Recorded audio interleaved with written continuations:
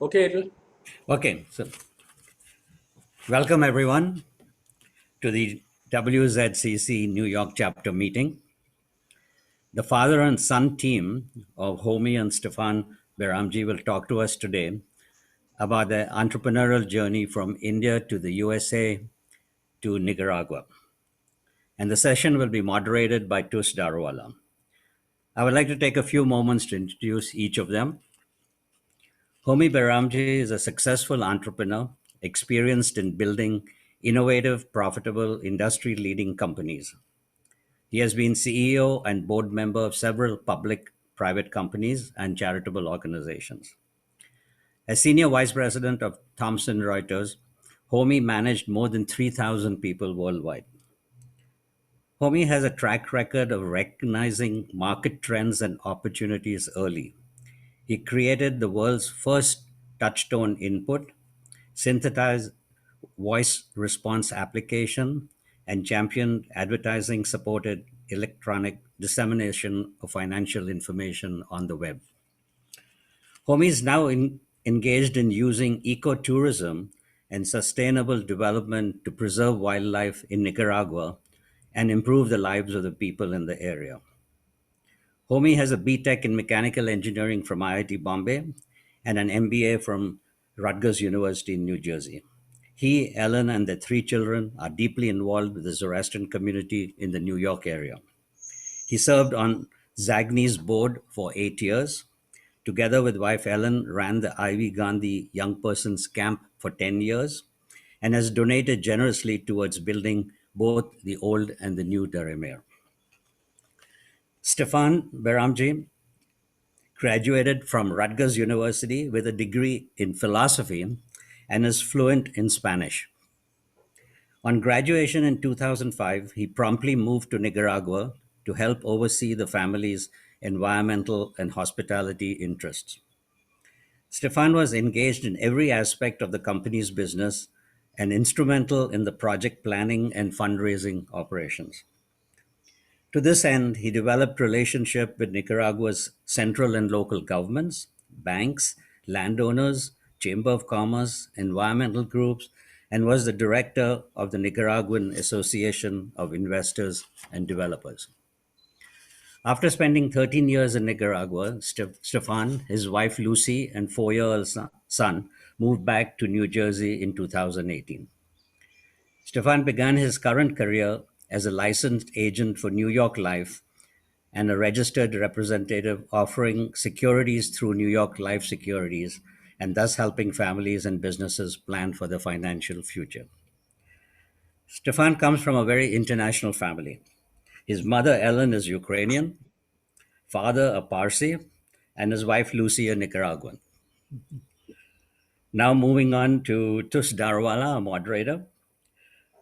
Tus joined McKinsey and Company in 1983 and was elected senior partner in 1995, a position he held for 20 years. He led their financial services and risk management practice and was also on the global board.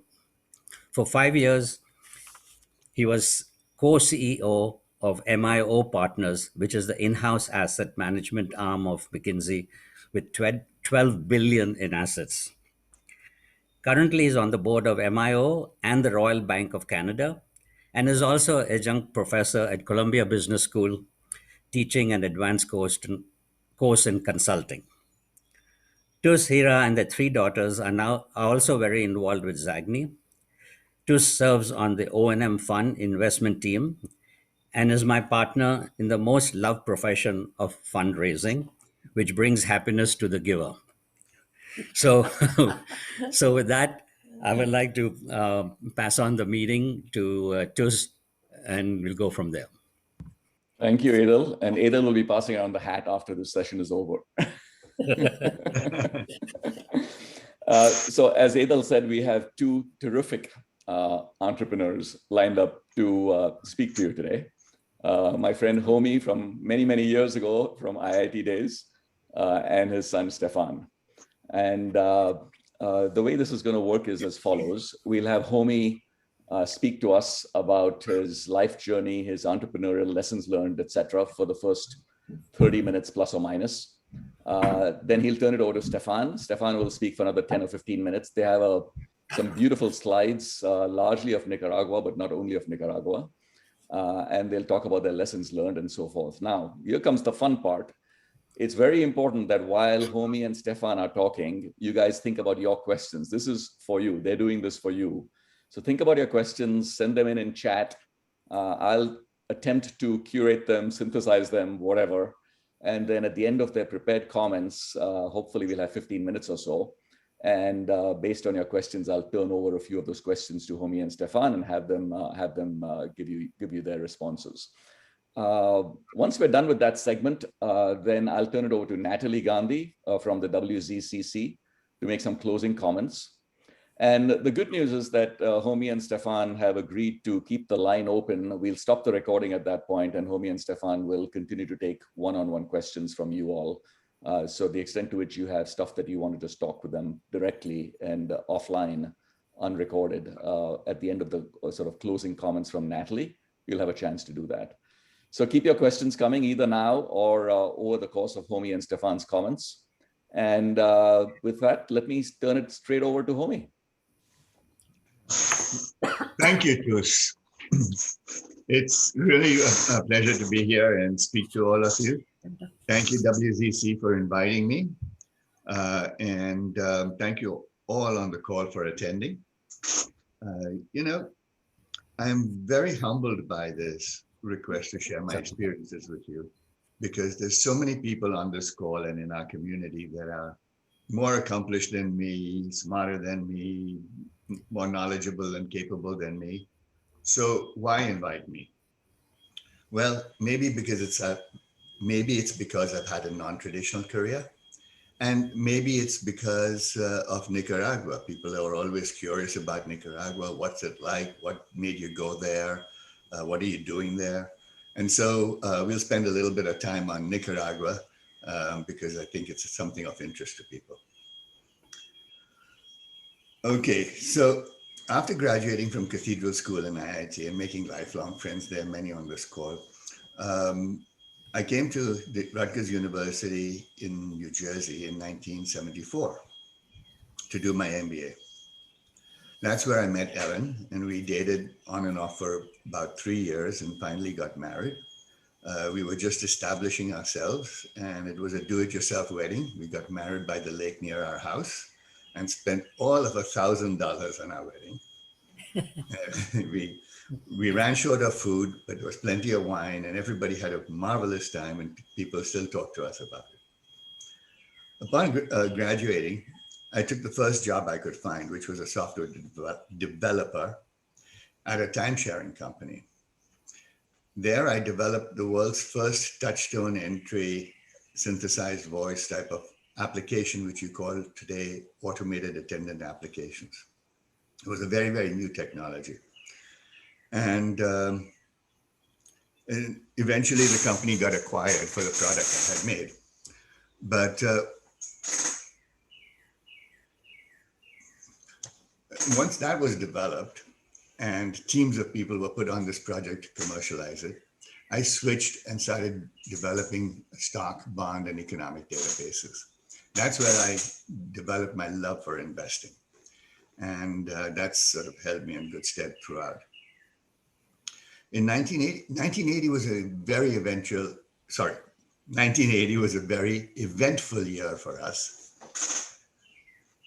You know, I'm going to change my view over here. I'm seeing myself speak and it's throwing me off course. So apologize for that. Give me a second, please. Okay, now I can see you guys instead. That's much better. Okay. 1980 was an eventful year for Ellen and myself. 3 things happened that changed our lives. First, in January of that year, Ellen and I did the EST training, which has now morphed into Landmark Education. Ellen and I participated in these programs for about 20 years, and they made an enormous difference in our lives. I owe a lot of my success to the training. 1980 was the year that our first son, Adrian, was born, also a life-changing event.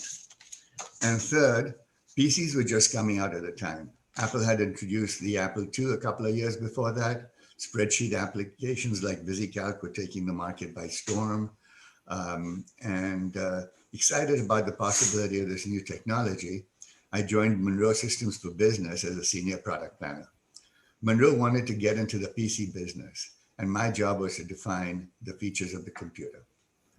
My new boss was a very demanding and hard charging person, and many people in the company were afraid of him, but I loved working from him and I learned so much from him. In a short 9 months, we introduced our own PC a year before the IBM PC was introduced. Our second son, Stefan, was born during this time. They were very happy times indeed. After 3 years at Monroe, I wanted to start my own company. PCs were being more widely adopted and new uses for PCs were proliferating. I looked at different opportunities like automating doctors' offices or automating lawyers' offices, automating real estate property management offices, and none of these really interested me. So I decided to focus on what I really loved, and that was investing. Then I started reading books about how to start your own business. And they would say things like, make sure you have 6 months of living expense in the bank before you start your business. We were doing well, but we were living paycheck to paycheck, and I couldn't conceive of having saved up 6 months worth of living expenses. Then the books would say things like, try and get a couple of customers before you set off on your own. I was changing careers, so that wasn't possible. All this advice didn't work for me. And it began to seem like starting my own business was an impossibility. Then one evening, driving home from a landmark seminar about money, which is not about investing money or making money, it's about, how do you consider money? What's your relationship with money? I turned to Ellen. It was a trigger point for me. And I turned to Ellen and the dialogue went something like this. Ellen, I've always wanted to start my own business. Yes. Well, I've been thinking, I really want to give it a shot. I figure that if we start our own business, and even if it doesn't succeed, it'll be a lower cost than going through the rest of our lives saying, I should have, I could have, I wonder what would have happened if I had. So she said, okay, what do you want to do about it? I want to go to the bank and get a second mortgage and use that to start a business. If the business doesn't work out, I'll go get a job. Okay, let's do it. Friends, that took a lot of courage and faith on Ellen's part. And it's one of the so many reasons I love her. The next day we went to the bank, got a second mortgage, and I started business with someone I'd worked with when I was in college. I really worked my ass off. In 6 months, the business was starting to do well. Unfortunately, at the time, I came to the unescapable conclusion that my partner was unethical. I confronted him the next morning and we decided to split up. So there were Ellen and I with 2 children, 2 mortgages, no income, and no idea what to do next. So the next day I go to Ellen and I say, Ellen, I know I promised you that if this didn't work out, I'd get a job. She said, yes. And he said, well, now that it hasn't worked out, I really want to start another business because if I don't, I'll always go through life thinking that I had failed in business. So she said, well, what do you want to do? I said, I don't know. This all happened very suddenly. I'll think of something. Okay, let's do it. That showed me again just how much love Ellen had for me and how far she was willing to go to support me in what I wanted to do. I'm certainly a lucky man to have a wife and friend like Ellen. Lovely. So I went on unemployment, did a variety of consulting projects, wrote a business plan for a new business, and went around trying to raise money for it. One of the people I approached had been a customer in my first business, and he didn't like the business plan, but he said, you know what, Homi, I think you are onto something. Write a big research report on the different systems available for institutional investors, and I'll market your report and your services to my clients. I said, institutional investors? I'm just a self-taught investor. I don't know enough to consult to institutional investors. He said, don't worry, they're not as smart as you think. I'll give you an advance to write the report, and then let's go sell it. So that started a 9-year relationship. That was very, very nice relationship for both of us. I was pretty successful at my consulting with some ups and downs along the way you'll hear about, and it was good business for them. Okay, so a year into this business, I got a big assignment, and I had been planning to go to India for a holiday. And my customer really wanted me to complete the assignment before I left. So I focused solely on it, worked really hard on it, and got it done before we left. Went to India, came back, and my sales pipeline was completely dry. It took me a few months to build it up and to start getting business again. During that time, we were so poor that one time Ellen was going through the cushions on the couch, hoping to find some change so we could buy some food. Anyway, so that was a very strong lesson there. It taught me that always keep selling, even at good times. Now, business was doing better, and a glossy magazine called the Wall Street Computer Review came out. I eagerly bought the first issue and found that it was just a fluff piece. So I wrote to the editor saying, there's no substance to this magazine, and please create some more meaningful articles. He invited me to lunch and asked me to write for the magazine. It did not pay well at all, but I decided to do that in order to get access to the latest and greatest in systems and software, and to get better known, which may help my consulting business. I worked really, really hard at these articles, and one of the articles I did was about financial databases. And soon after, the president of a company called Market Guide, a small public company that was included in the report, called me and asked if I could help him raise some money. So I did, and I was nominated to the board of directors to look after the investors' interests. My consulting business was doing really well. We had managed to pay off our second mortgage, but we still had no money in the bank. We were living in a small house in a lake community, and I was working out of our basement, which was not the best working conditions. House prices had been going up very rapidly, and I asked Ellen to look out for a house we could upgrade to. She refused because she said, that's just a waste of time. We have no money to buy a house with. One Sunday morning, we're sitting having breakfast. I opened the paper, and the front page, it says, house prices up, 10% or something. And I turned to Ellen and said, listen, Ellen, if we don't buy a house now, we'll never be able to afford to upgrade our house. So we circled a bunch of open houses, put the kids in the car, drove around to look at houses that were available in the area we wanted to live in. We fell in love with a house, made an offer, it was approved. And then I was told, you need to come up with $25,000 in 3 days as a deposit. I gulped, but said, oh yeah, I can do that. I called a customer of mine who had an invoice outstanding, which he promptly paid. And then I maxed out our credit cards by borrowing against them, and came up with a $25,000 deposit. In 3 months of the closing, I had to come up with even more money for the down payment.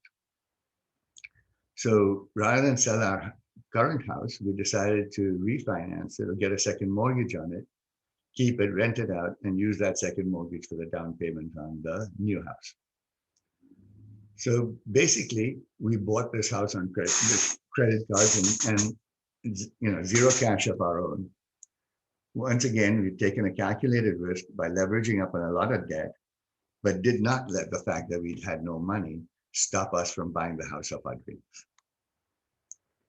At that time, one of my clients was called DataStream, was a UK-based company, and they had a financial database of companies in Europe.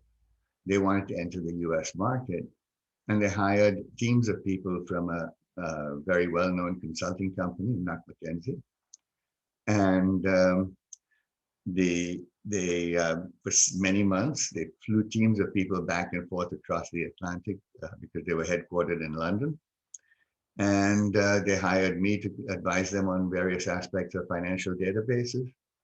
And then in the end, they decided that it would cost too much and that the current incumbent CompuStat was too well entrenched, and that they decided to give up on the idea. We'll talk about DataStream later.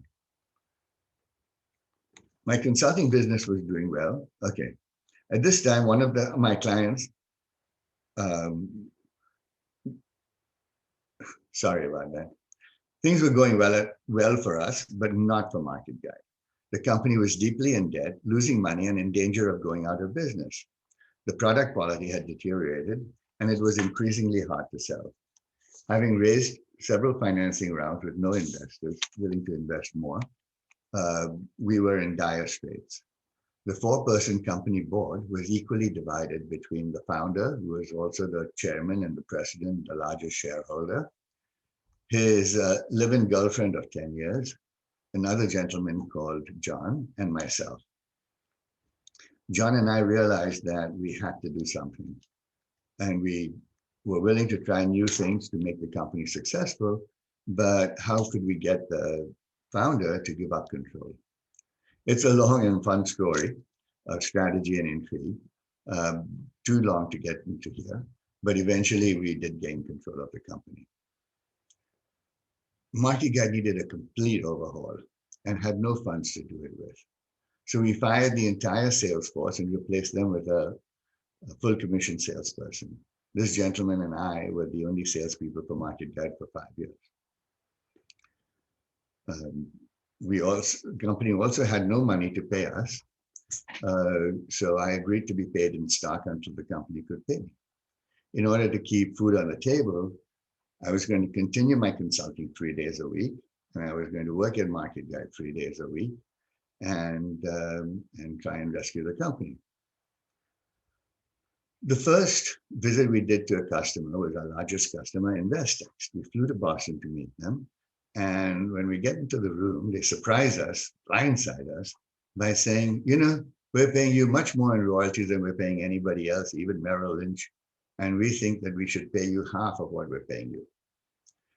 You know, John and I looked at each other, stepped out of the room for a minute, came back and said, look, we have an uphill task rescuing Market Guide.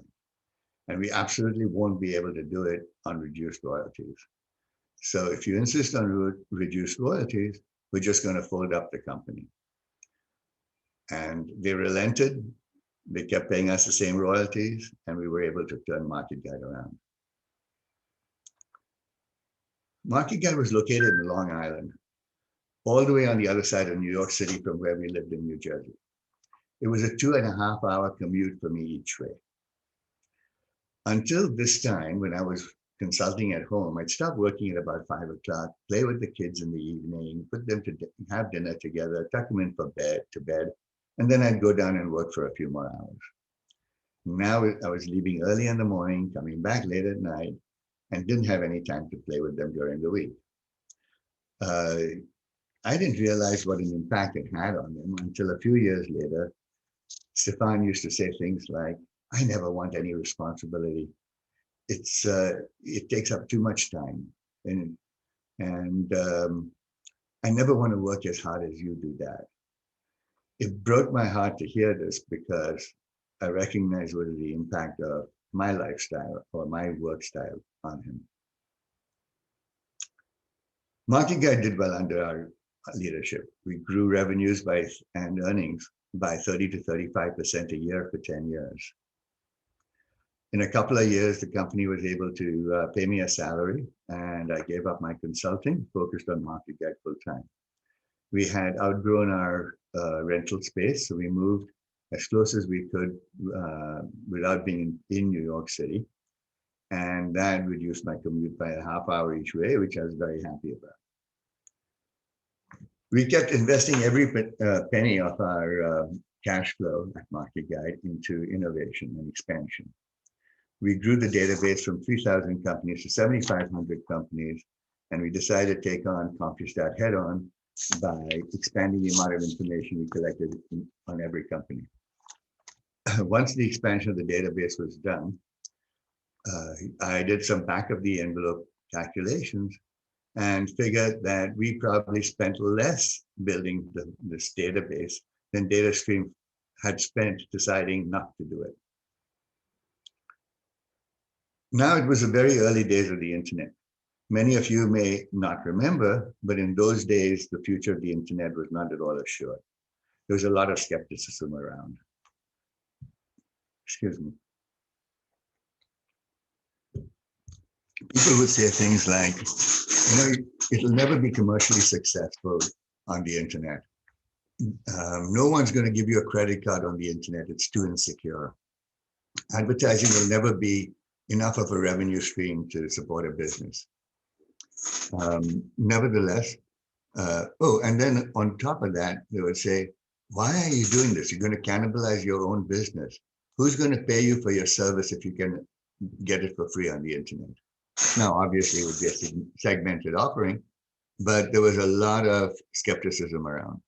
Nevertheless, we not only built our own website, but we decided to license our content to other people like AOL and Prodigy and many others, Yahoo Finance. Well, we were the only financial information company to take this leap. And when the internet took off, we ruled the internet. Every business and investment side was carrying our data.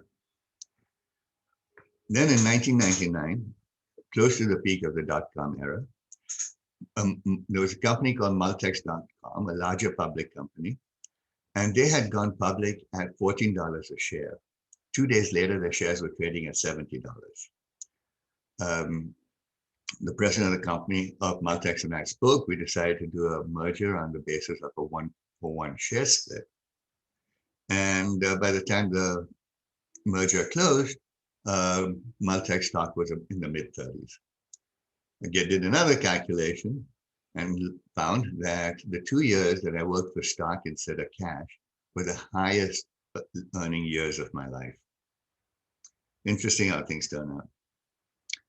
Multex had the capital and source materials to enable us to expand from collecting financial information to collecting earnings estimates that Wall Street analysts would produce. So we did that for the US, and then we wanted to go global. And so we decided to buy a company called Byramji Global Estimates. It was located in Edinburgh, Scotland, and the parent company, Byra, was in California. So the day that the acquisition closed, my team and I were in Edinburgh.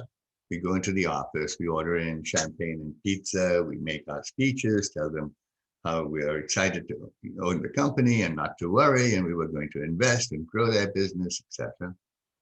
And then we adjourned to a bar where we had rented a private room and drank late into the night. Sometime late into the night, this young lady comes up and throws her arms around me, gives me a big hug and says, "Now I trust you guys." Surprised, I said, "Why?" And she said, "Because you're drinking with us. Those Californians, when we said, 'Would you like a drink?' they'd say, 'Yes, please. Can I have a Perrier with a twist?'" So didn't really go over well in Edinburgh, where everybody loves to drink. It's a national pastime. All right. Do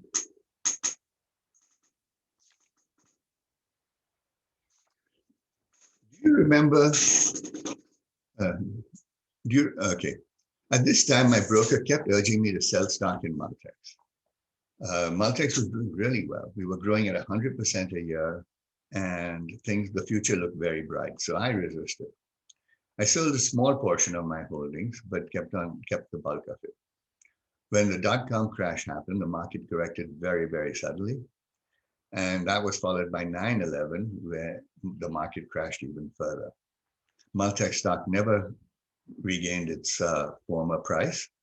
And one thing I learned is every time I get greedy, it hurts me. Do you remember where you were on 9/11? Most people do. Almost everybody does. We were 3 blocks away from the World Trade Center when the planes crashed.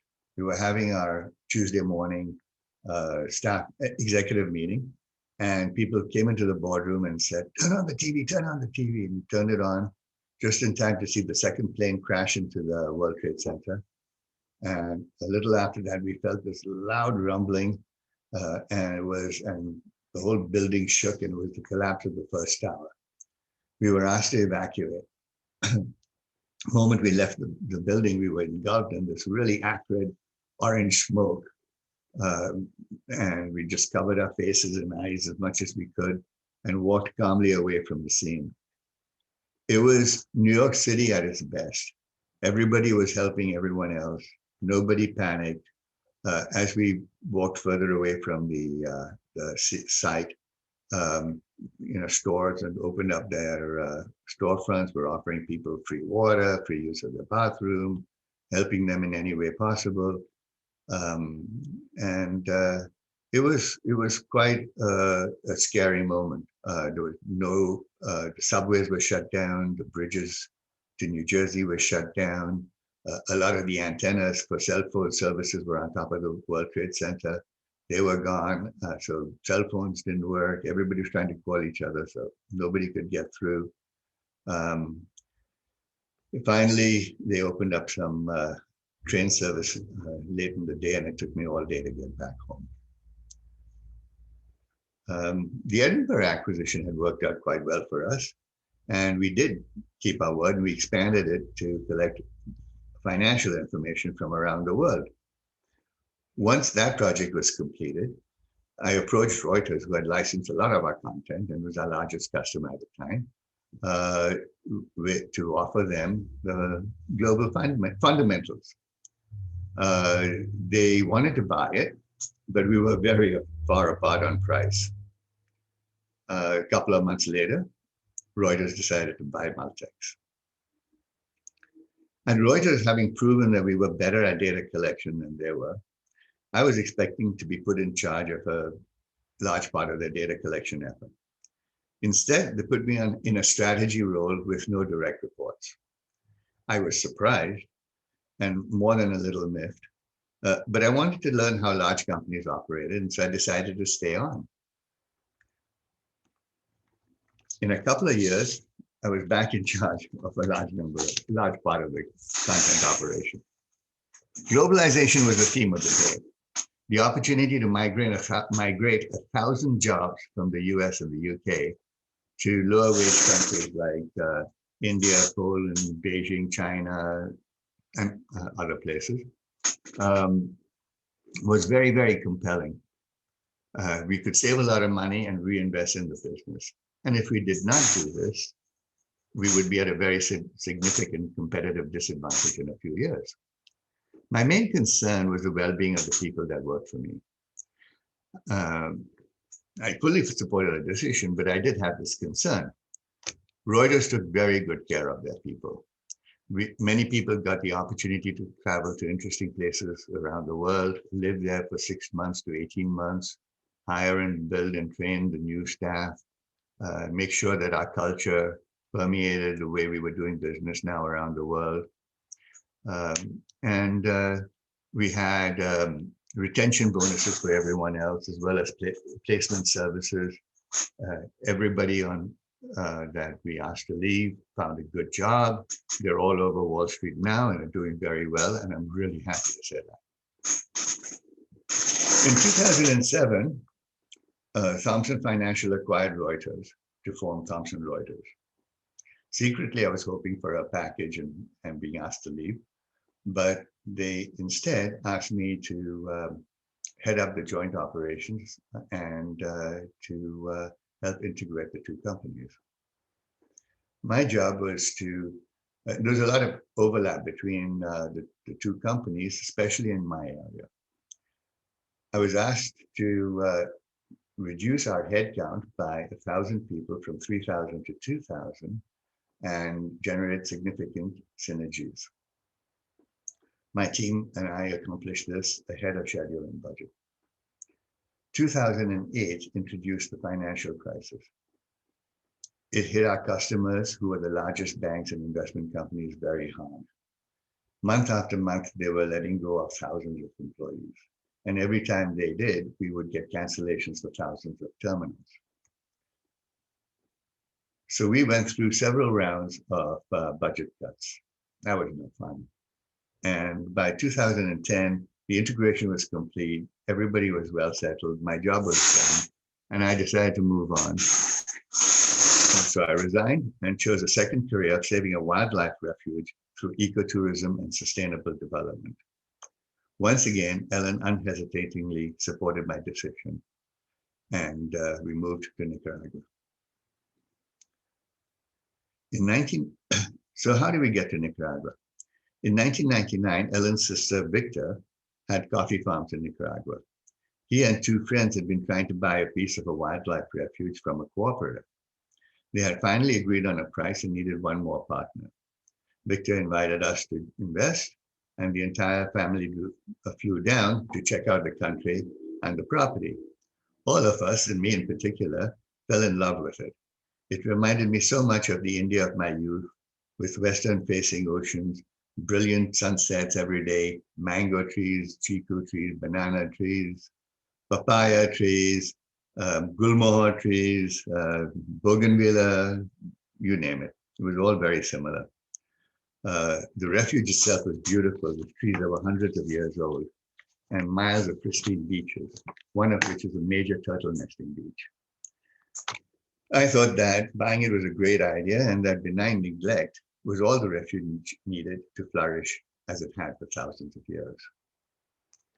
Let me share my screen and show you some slides.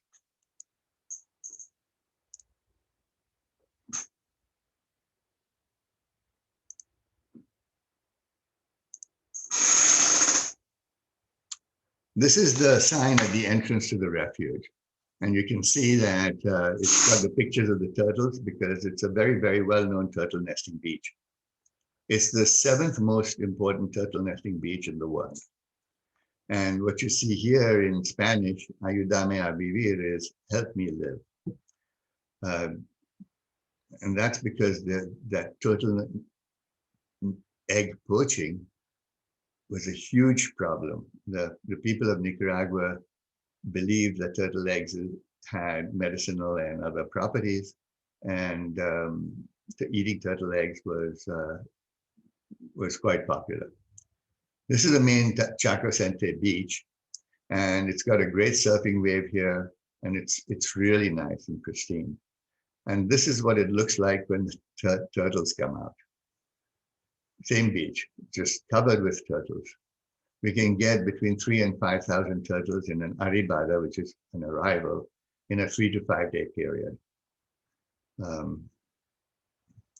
The turtles come ashore, the female turtles come ashore, make their nest, cover their nest, and then try and disguise the area. That's what this turtle here on the left is doing. The male turtles, in the meantime, wait out in the ocean for the females to return. Each nest has about 100 eggs. About 40 days later, 45 days later, the eggs hatch. And when they hatch at night, that's great. They make their own way to the ocean. In a good year, we can have up to 80,000 females coming and nesting. And I think the record has been 1,750,000 baby turtles being born on this beach alone. When they're born during the day, there are a lot of predators out there. And so what we do is we collect the turtles and release them at sunset when the daytime predators have gone and the nighttime predators haven't yet began their work. This picture here is 2 of the children of one of our workers. And on the right, you can see that as we release the turtles, the frigates come out and try and pick them off while they swim out to sea. Chacrocente has amazing trees, and this one's obviously several hundred years old. And we have a whole area full of these. We have a few rivers. This is the Escalante River. Lots of different wildlife, with the Congo monkeys being one of the favorites. And we did a lot of work to stop turtle egg poaching and help the animals and all kinds of different things. And one day I was out there and this little girl had this beautiful smile and asked if I could take her picture.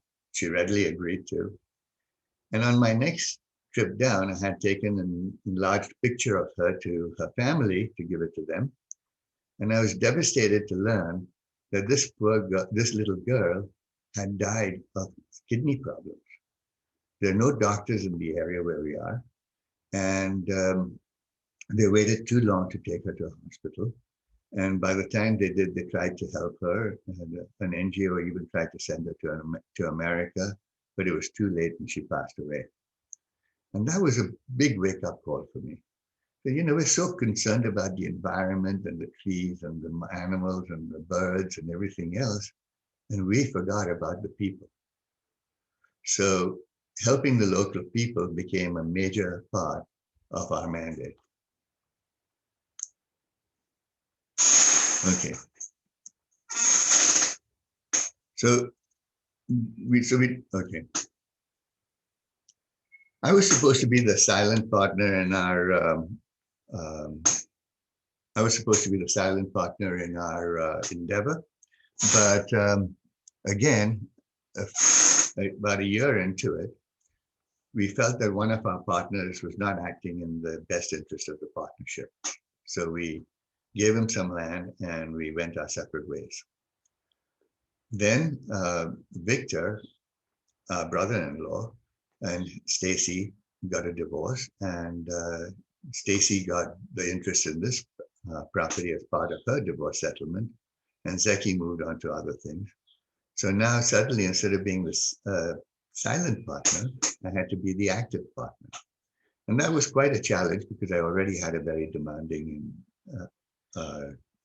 job. Soon after, Stefan graduated from college, and I persuaded him to move to Nicaragua to look after our interests. Our sole active partner, Roger, was spending a lot of time on his uncle's campaign to be president of Nicaragua. And I wanted someone to keep a close eye on our property and our affairs. More importantly, if we were to eventually do something with this property and develop it, I wanted to make sure that we fully understood the Nicaraguan politics and economy and prospects, so we knew whether we should invest more or not. Stefan was having a great time in America. In America, and had a lot of friends here and a girlfriend, and really didn't want to go. But I convinced him that we really needed him to do it as a family. And so we came up with a deal that he would get 6 round-trip tickets to Nicaragua a year, which he could use to come back every couple of months, so he could give to friends to come down and visit him there, or whatever he wanted to do with him. The first year, he was back about 4 times, the second year 2 or 3 times, and then it became, so we had to really beg and plead with him to come back and see us at all. He was having a great time down there. As I had mentioned, by 2010, I was ready to move on from Thomson Reuters, and Ellen and I moved out to Nicaragua to start this project. For the next 8 years, we spent most of our time there, coming back for the holidays, religious festivals, weddings, birthdays, etc. We really enjoyed Nicaragua and sampling all that it has to offer. Nicaragua really has a lot to offer. I'd like to share a few slides of my favorite things. So this is a volcano called Concepcion on Ometepe Island in the middle of Lake Nicaragua. It's the second most perfect cone in the world after Mount Fuji in Japan. And it keeps steaming away all the time. Nicaragua is known as the land of volcanoes and lakes. And this is another volcano. I was particularly intrigued by this one. Every volcano is different. We have about 27 volcanoes there. Every volcano is different. This is the newest volcano. It was formed only in the mid-1800s. And it's still very hot. If you go down into the crater, it's about 350 degrees there. At the top where we're sitting, if you scrape up a couple of inches of the earth, the ground is hot enough to cook an egg on. So we carry our sleds up this hill and then slide down on the other side. It's a great slide, about 1,000 feet in height. Here's a beautiful flower. I just was amazed at this flower. One of my favorite, Stefan's going to show you a lot of pictures of Nicaragua, so I'm not doing that, but I'm showing you some of the things I particularly like to do. This is my friend Ted had one of these off-terrain vehicles, and we used to go out frequently, sometimes in groups and sometimes on our own. We explored all kinds of parts of Nicaragua. Nicaragua has a lot of festivals. This happens to be an international poetry festival in the town of Granada that they have every year in February.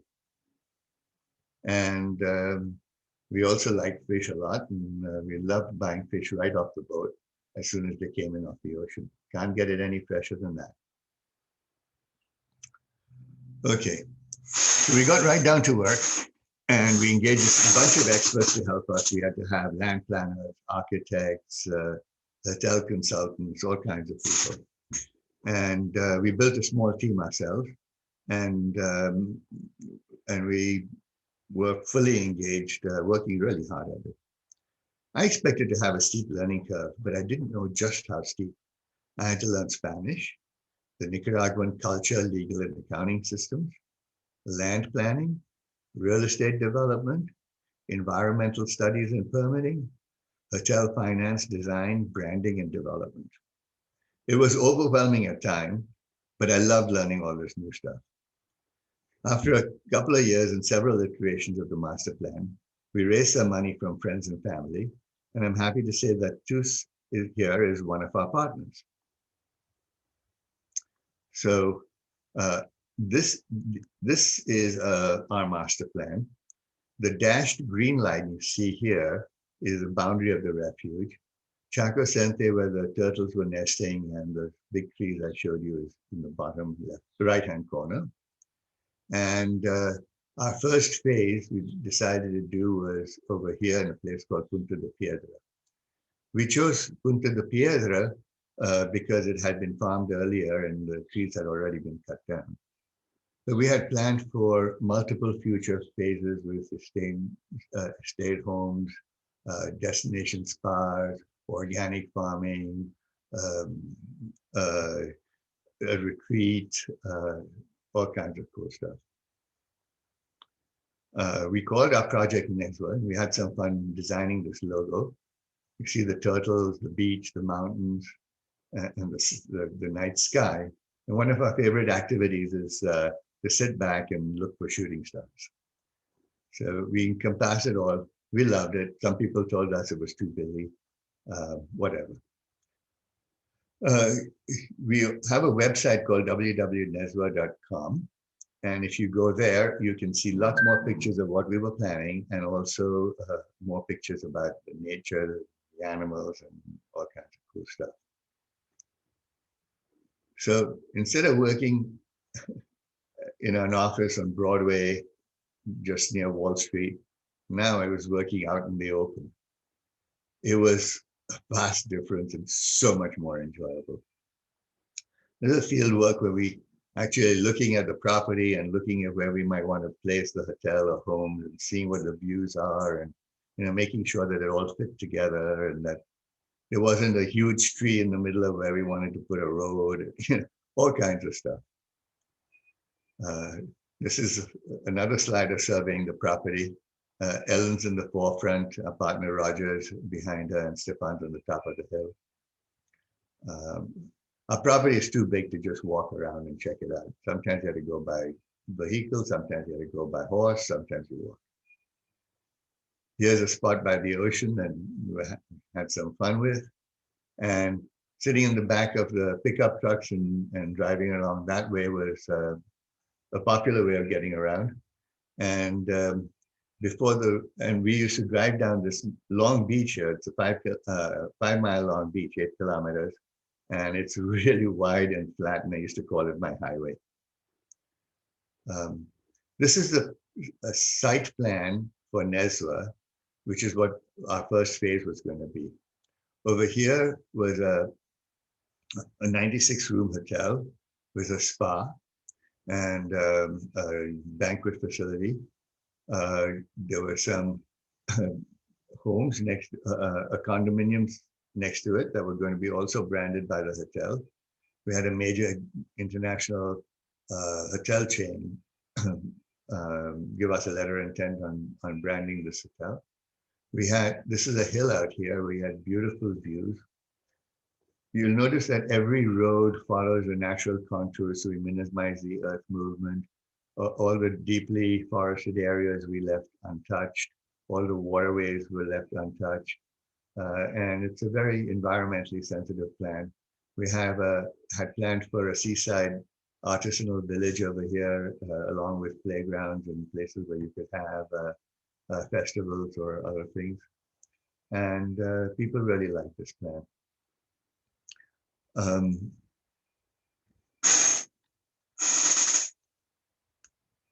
During this time, Nicaragua was developing rapidly. I wanted to share this slide with you. In order to get our environmental permit, which is the first thing you do when you have to do some development, all other permits depend on the environmental permit. And being close to the refuge, we knew that we would be given extra scrutiny. So we hired the best experts in Nicaragua, and we did very comprehensive plans and studies. And this was our submission to the environmental agency. It took us 2 years to get our environmental permit, but we got approved for everything we wanted to do because we'd done everything right.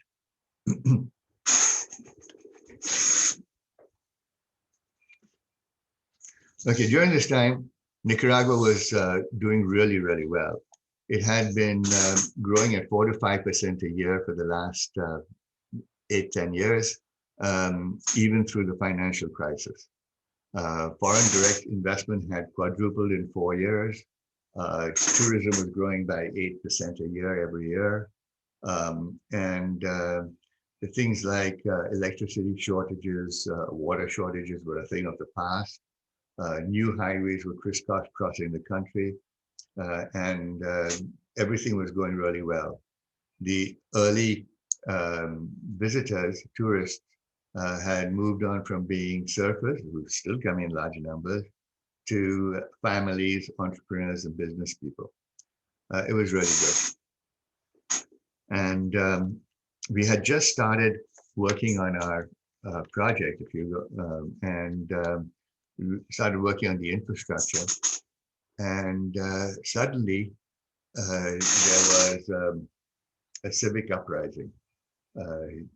Stefan will talk about that a little bit as well. But this is what it looked like initially. It was sparked by the change in the Social Security laws, where they said that the businesses had to contribute more and pensioners would get less. And a small group of people protested it. The government put that down harshly, and that just spread into larger protests.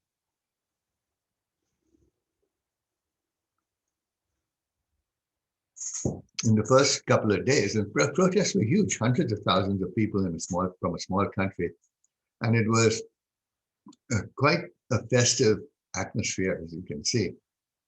People singing, chanting, walking around, carrying Nicaraguan flags. However, we were warned by the embassy and by the government that any foreigners involved in demonstrations would be expelled from the country. So we had to be very careful. And I still wanted to photograph it. So this is how I dressed and went there and took pictures of everything. So the peaceful protests were suddenly forcibly put down. Within days, hundreds of people were dead, hundreds were missing. Government clamped down on everything. People were killed indiscriminately, and everything shut down. There was no more tourism. There was no more. There was no more tourism. There was no more second home sales. our business prospects evaporated overnight. We spent the next 3 months glued to our TVs, stuck at home, not leaving for anything except the most basic necessities because it wasn't safe, and hoping for a quick resolution. By July, it was pretty obvious that this was going to last a long time. So we packed up and came back to the States. Stefan, his lovely wife, Lucy, and their son, Alan, followed about a month later. And it was really great to have them live with us. Alan is such a joy, as you all with grandchildren know. And it was a good time. Stefan found a job, reestablished himself, and they moved out. They bought their own house, and he's doing very well in his new career. And they recently bought their own house. Interestingly enough, Stefan is now working every bit as hard as I ever did. Funny how a wife, a child, and a mortgage can be so motivating. So let me summarize on a few key points that I tried to highlight by choosing these particular episodes in our life. First, I've always been an innovator. Excuse me.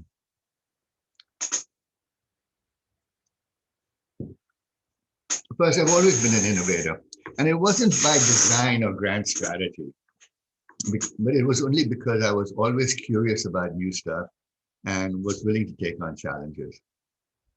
Second, the best opportunities, from starting a business, buying a house on credit, taking on the rescue of market guide, competing with companies much larger than us, pivoting to the internet, etc., all had one thing in common. They all showed up as massive risks and a tremendous amount of work. Taking calculated risks and then working to make them succeed not only pays off financially, but it's also very exciting, invigorating, and fun. Not all the risks I've taken have worked out, but I'm very glad that I took on those challenges. Next point, always be marketing and selling, even in the best of times. Next, it's always great to have partners. Couldn't have done it without partners, but the wrong partner can ruin a business. I ended 2 partnerships when I felt that the other person was unethical. And in both cases, it turned out to be a very good thing. So choose partners carefully and split up if the partnership isn't working. Next, whenever I've been greedy, whether it's in business or in investments, it has not served me well. I have learned now to leave money on the table for the other party.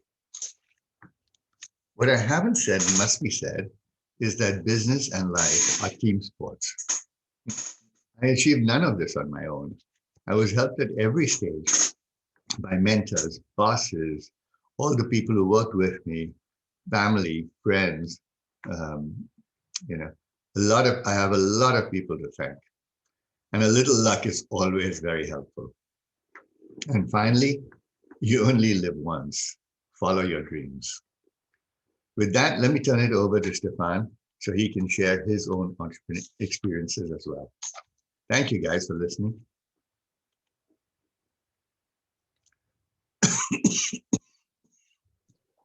Hi, everybody. Thank you very much for being here. Thank you to WZC for having me. And my style's gonna be a little bit different from my father. I'm just gonna be seeing my face as well as some pictures. So, but let me just jump right in to how I started my adventure in Nicaragua. I landed in Nicaragua on March 23rd, 2005, with my laptop, my Vonage phone ready to go, eager to prove myself, eager to work hard, hit the ground running. Our partner, Roger, picked me up from the airport that night. And on the way home, I was really excited, started telling him how ready I was to go, how I didn't need a break. And Roger said, work, this is Semana Santa, where you're gonna go to the beach. So it was a culture shock for me. That was my first culture shock because this whole country, including the bank, shut down for a whole week just for Easter, Semana Santa's Holy Week. So the next day, I was off to the beach for 5 days. I had an amazing time. I met 2 of my best friends there. And I also found out that I didn't know Spanish nearly half as well as I thought I did. I had studied in high school, I had done a minor in Spanish, and when I got down to Nicaragua with blaring bar music and every other word was a Nicaraguan slang term, I had a lot of trouble following along. But thankfully I caught on pretty quickly. And then soon enough, though, I did get the chance to prove my worth. And 2/3 of our property, as my father mentioned, is within a wildlife refuge. And our mission was to use sustainable development and ecotourism to take care of the refuge, right, provide the conservation, help the local people, and also generate an attractive return for our partners. So one of my first big tasks was the management plan for that refuge. The management plan was basically the law. It says what you can do, what you can't do, where you can do it, where you can't do it. And it was going to have a huge impact on both our project, right, our financial outlook, and also the conservation for the refuge. And it had to be a delicate balance. Also, it was reached by consensus amongst the local and national government, amongst NGOs active in the area, amongst landowners, amongst the cooperatives. And some of those people didn't really like each other. So it was a tricky job. And as we were going through the process, you can imagine our shock when the environmental ministry said that the beach would be completely off limits from July through December because of turtle nesting. So while we were 100% committed to conservation, especially the turtles, this limitation seemed extreme. It was going to be crippling to our goals for ecotourism. And we hadn't seen it on any other beach, any other nesting beach that we had researched. So we started proposing different rules, like saying, how about if we only allow swimming with a guide, or if we educate the tourists on what to do and what not to do and how to take care of the turtles, or we won't allow it after a certain time because that's when most of the nesting took place. We got nowhere. So when we finally asked why they're being so strict, what their real concern was behind this rule, we found out that the real concern wasn't swimming, it was people walking on the beach, because the turtles laid their eggs in the soft sand up at the top, inland, and just walking on the beach could damage the nests that were underneath the ground. So we proposed a rule that said you had to walk straight down to the wet sand, which is where people want to swim and be anyway for the most part, and that they could only access it through certain points. And all of a sudden, we had a compromise and everything was easy. So I learned a lesson about asking the right questions and trying to understand the real concern that day. The next thing I guess I want to talk about was falling in love with Nicaragua. And for me, Nicaragua, sorry, I'm going to share my screen quickly. So for me, when I fell in love with Nicaragua, there were a lot of things to fall in love with, right? I fell in love with our property, but I also traveled across the country, and there were so many different things to see in Nicaragua, from, it's not scrolling, sorry, one second. From, you know, huge trees and the turtles and everything in our property. This is a leatherback turtle. They're absolutely amazing. They can weigh, you know, 2 tons, 7 feet long. I had never seen anything like this in my life before I got to Nicaragua. My father mentioned all the volcanoes, right? This is a rainforest, or actually cloud forest volcano called Mombacho. Very close to it is this arid, dry Volcan Masaya. This is a crater lake lagoon. This is actually where I proposed to my wife. This is the colonial city of Granada. All of this exists in an area the size of New York State.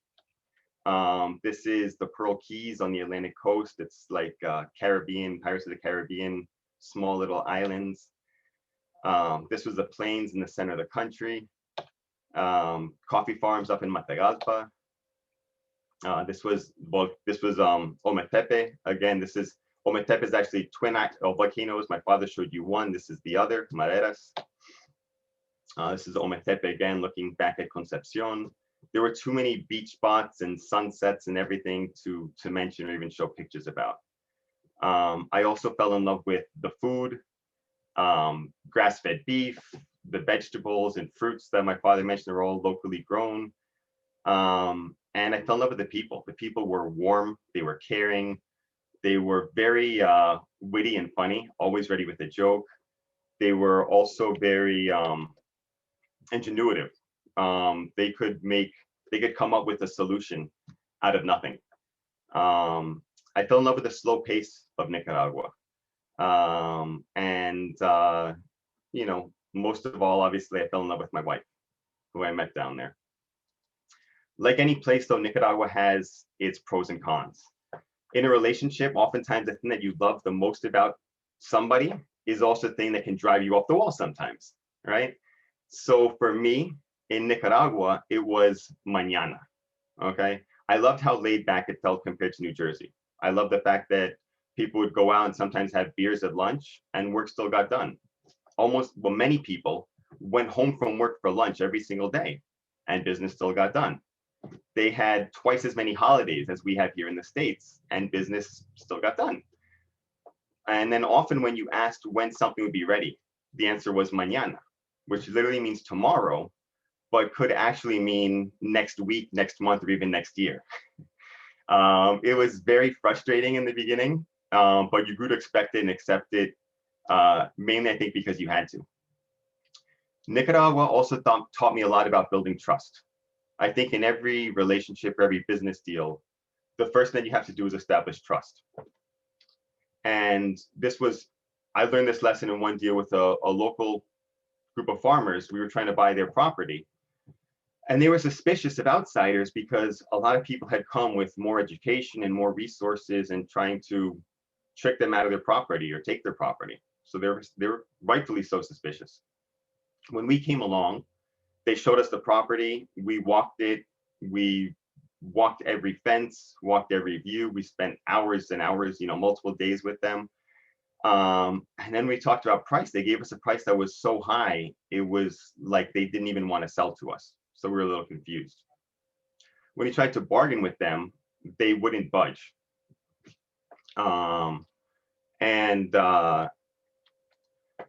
We visited them multiple times. We brought candy for their kids. We brought baseball gear for their baseball team. We did some other small things for the community. Never made any progress. More walking, hiking. Finally, one day on one visit, our partner Roger in the morning took some of the women aside and said, "Can you please make a chicken soup or a stew for us that we can eat when you come back from this trip?" So we went on the trip. We did a whole lot more walking, talking. We came back. We ate with them. We broke bread with them. There were, 4 or 5 less chickens in the village, but we all had a great time, a great meal. And then finally, we talked price, and the deal turned out to be better than I could have possibly imagined. So once they felt comfortable with us, once we had established trust, then the rest of the process was easy. So aside from living in paradise, one of the biggest perks of my time in Nicaragua, one of the biggest perks of my time in Nicaragua was the educational trips that we went on. So those were everything from visiting a ecotourism and community tourism and conservational place down in Costa Rica on a wildlife refuge, to visiting places like Papagayo and Manuel Antonio in Costa Rica and seeing what other people had already done. And one particular trip, my wife Lucy and I really had to take one for the team. And we were invited to this resort called the Mangrove by the hotel owners who were thinking about becoming partners with us. And they invited us out to this Diez Manos event. It was a 2-day culinary event highlighted by a dinner that was going to be a 5-course dinner prepared by 5 chefs that were famous throughout Latin America. And we went, we ate well, we had an amazing time. The owners even made us take their boat out to do a private little excursion to a bay by the Four Seasons in Papagayo. It was tough work, but somebody had to do it. So let me stop my screen share. You guys can still see my screen, right? 1 second.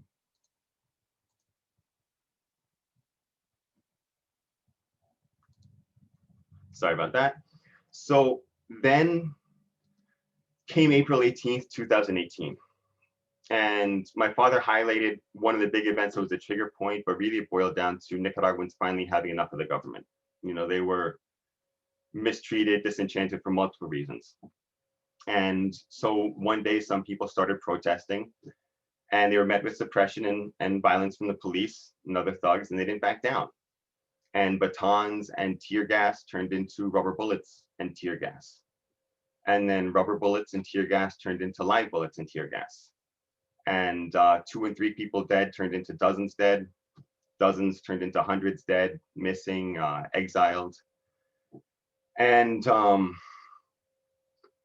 of a sudden, this place, Nicaragua, used to be so safe. You know, I left my keys dangling in my truck one day when I went to one of the small towns for their horse parade. And I left my keys literally dangling in the outside door because I'd locked them and forgot to take them out. And I came back hours later, and there was the local store owner had been saving them for me, right? Didn't even ask me for a reward. I gave him a small one, but didn't even ask. I went out for a boxing match one day with some friends, took out some money. I left my ATM card in the ATM, and I came back hours later to find it sitting on top of the ATM. Granted, some of that was luck, right? But it was just an incredibly safe place to live. And now all of a sudden, we'd hear gunshots from our house. We had an escape plan. We had a hiding plan, which consisted of running to the master closet because there were no windows. It was all concrete. My wife and my son, Alan, sat behind me, and I sat in front of them. Thankfully, we never had to use it, right? But at this point, it just made no sense to be in Nicaragua anymore. Also, the tourism prospects had been shot, at least for now. So we packed 4 suitcases, left for New Jersey. We weren't sure if we'd be gone for 3 days, well, more than 3 days, but 3 weeks, 3 months, 3 years, or 3 decades. And we left behind a home, cars, wedding gifts, a whole lot of stuff, and more importantly, friends and family. But it was a decision, obviously, at that time that we had to make. So as we got back to New Jersey, started thinking about what kind of career I wanted to have. And as talking to different people, at least 3 people suggested I look into becoming a financial planner, financial advisor. And I loved the idea, but I felt that I needed something more stable, something that would allow my family to set roots at that point. I needed a base salary and stability. But I went for an interview anyway, and I came back. The part of me that wanted safety, loved the idea of working with an established company like New York Life with a big brand. And the entrepreneur in me loved the idea of being my own boss and being, compensated for my production directly. So it really helped that a member of the Zagni community, Rakesh Bansal, Rakesh Uncle, had been a successful agent in New York Life for 30 years and offered to mentor me as necessary and work with me. And so I decided to begin my new career in New York Life. And there's no doubt that my experiences in Nicaragua prepared me for this role, because every household and every business is a unique situation. Each one requires something different to build trust. Each one has different needs. Each one requires a different solution. Some people know what they need. Some people have no idea what they need. Some people think they know what they need, but they don't know what they don't yet know. And it was my job to educate them, as I had done countless times, talking to people about investing in a country that they had never visited and likely, or maybe never even heard of. It was my job to ask the right questions, to find out what their concerns were, why they didn't want tourists on their beach. And it was my job to act in the client's best interest and to present the right solutions for each unique situation. And I love doing it. And just as I was passionate about protecting the refuge and the turtles and helping the local people, I'm passionate now about my clients and helping them achieve their financial goals and protect their families. And I guess in summary, my journey from the US to Nicaragua and back taught me that life has a funny way of working out. So with that, I encourage people to chase a dream, to learn lessons along the way, and to remember and take with them the good experiences and the learning points. Yeah, that's it. I think with that, we'll turn it back over to Tus Uncle And thank you all for listening to me. Thank you, Homi, Stefan. That was wonderful, absolutely wonderful. It's just great to hear the twists and turns along your life's journey, and the obviously the phenomenal highs and ups, and then the occasional downs and setbacks, and then of course your Nicaraguan adventure, which is just stunning. We should all be so lucky. So well done. That's very well done. Thank you. Not surprisingly, there are a number of questions about your views on the future of the Nicaraguan project. What's the situation with the government there? Are you likely to ever go back? You know, how might that unfold? Any thoughts on that? And who do you want to go first? Start with Homi. That you're muted. Well, really don't know what the future is going to hold. And right now it's a very uncertain time.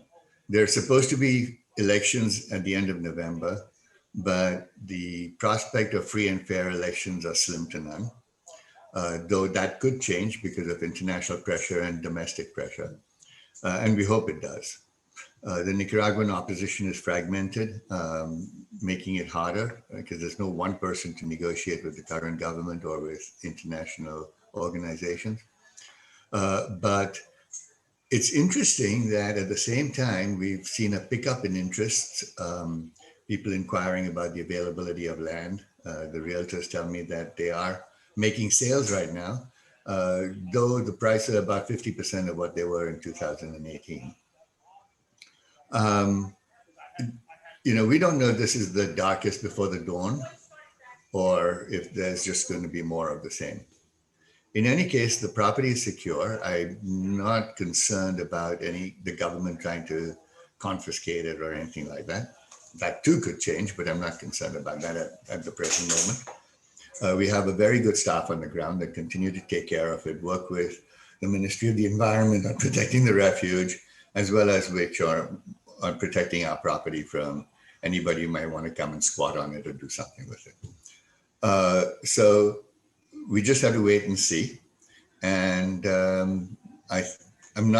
it's pretty clear that the plan that we had envisioned, which was for a very upscale resort and a very large one, would probably have to be modified in the future for anything we might want to do. And we probably also want to start selling some land and generating some liquidity. Stefan, anything you My want to add to father- that? Yeah, he covered a lot of specifics. My dad did, but I think that I'll say that I don't know. I think that Nicaragua eventually will be a great place to invest and visit again. I think that we said we're starting to see interest in that now. I think that as far as my participation or our participation, one thing I've learned through this journey is, I guess, to be flexible. So I don't know which way life is going to go. Right now, I'm proceeding as if I'm going to be living here because that's the only way that that I can plan. But we love it. There's a tremendous amount of potential, and there's no doubt in my mind that sooner or later is sooner, tourism will be happening when something beautiful will be done where we have that property. Well, I think you have about 100 people over here ready to sign up to visit whenever the situation opens up. Excellent. Stefan, this one's for you, which is, how was it like in terms of just the ecotourism and the doing stuff for the community? And Homi, you mentioned the girl who impacted your life as well, and making a difference in the lives of the people. So talk a bit about both the ecotourism aspect of this, as well as the social aspects of it, as well as the community, doing good with the community. Got it. So one way that we wanted to do good in the community, right, was just by being an economic engine for that whole sector. If you were to see our project on a map, there was nothing. There was developments in the north, there was developments in the south, there was nothing where we were. So just by having a project, and employing a lot of local people, bringing a lot of people to the area, we would have created a host of opportunities where we wanted people to do a lot of the ancillary activities, right? We didn't want to be doing everything into every business. We wanted to see local entrepreneurs start their own businesses and have their own businesses, not as I said, not own everything. We want to empower them to do that as well. The other thing is, what's nice about ecotourism is that in a lot of places you can have community-based ecotourism, where the communities get together. We mentioned the farming cooperatives. It's an interesting dynamic in Nicaragua where a lot of the land in that area was given to cooperatives of farmers, groups of people. They didn't own individual plots. Together, they owned these large areas, and they shared resources as well. So they could do small projects on their properties. And again, without us bringing tourists to the area, that would be impossible, right? Once our project was there, and we always want to offer them some guidance, some help, some aid, then they would be able to start these things for their own purposes as well. Homi, anything you want to add to that? Yeah, I sort of glossed over our sort of environmental and social stuff because I could have talked on that for an hour. But it was really interesting. Turtle egg poaching was really, really difficult to stop. If somebody was to wait on the beach and when the turtles started laying their eggs, they're in sort of a trance. They would, you saw how that picture of how it just moved a little sand out and you could see the eggs. They would do that, put a plastic bag under the turtle, and the turtle would lay all their eggs into the plastic bag. They would take the bag out, the turtle would cover up the nest and think it had done its job. And one nest would represent about 3 days' wages, right?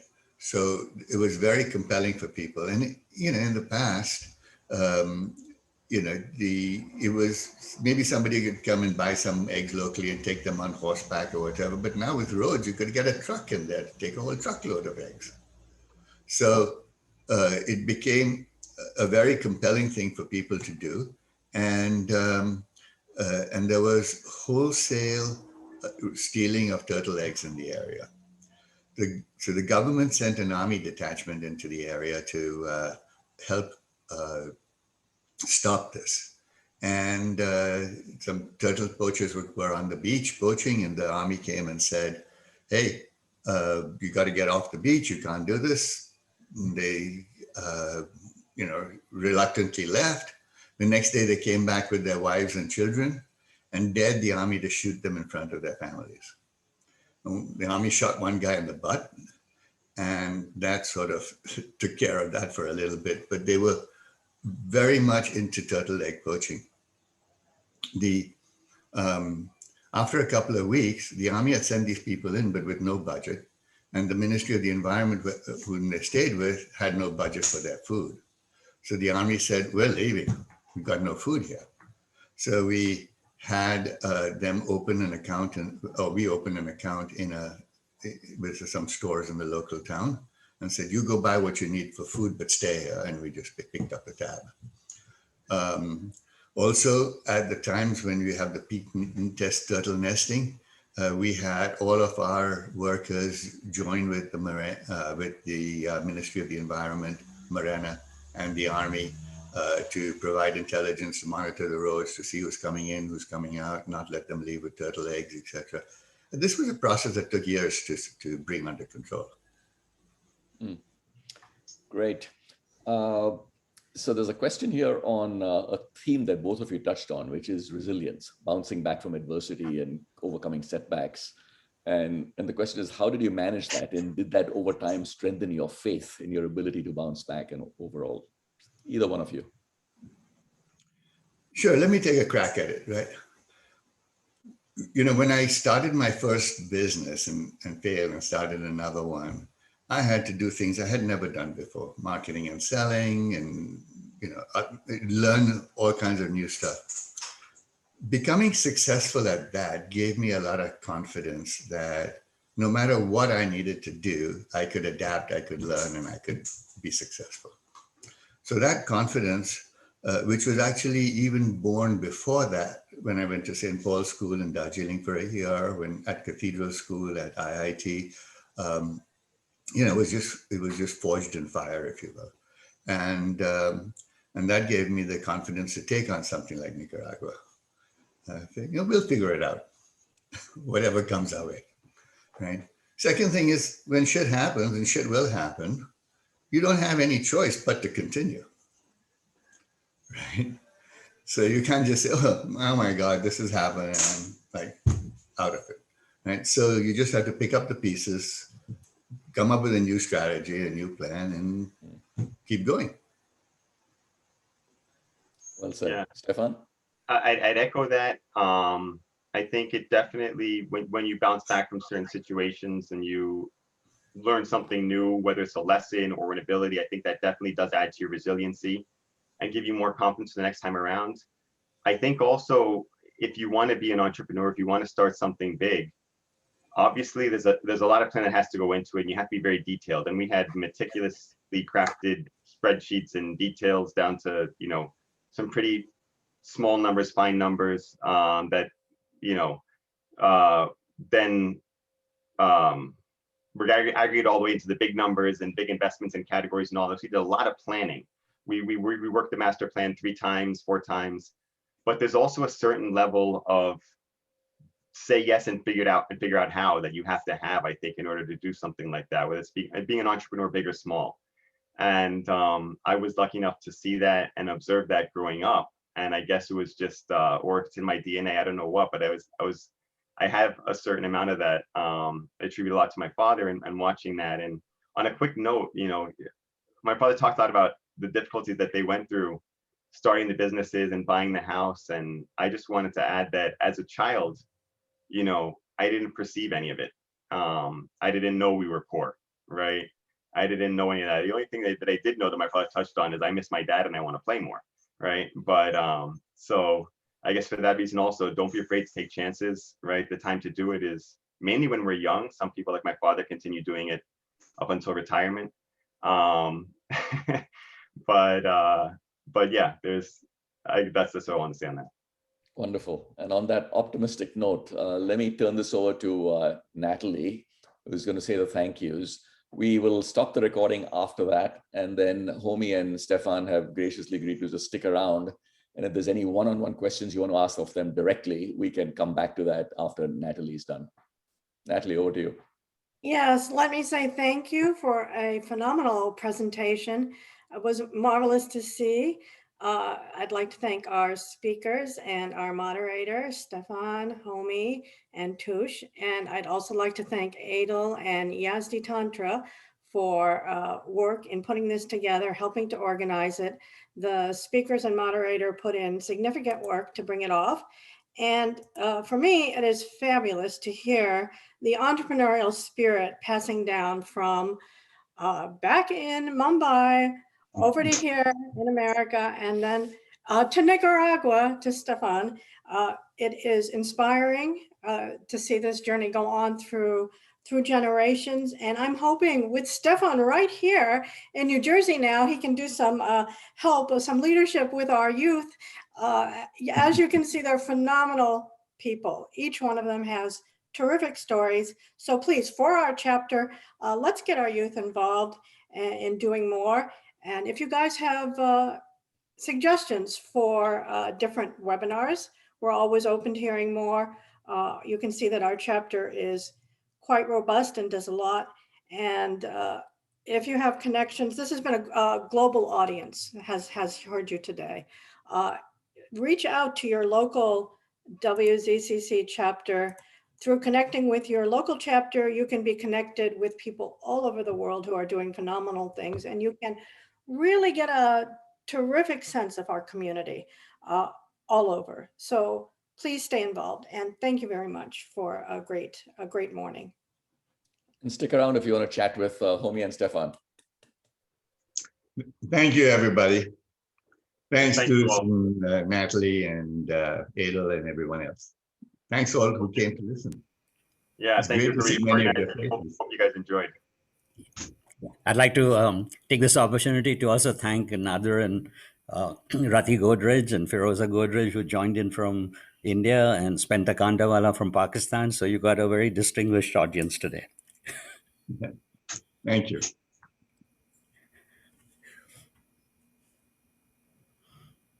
Okay. Maybe I can just ask a question.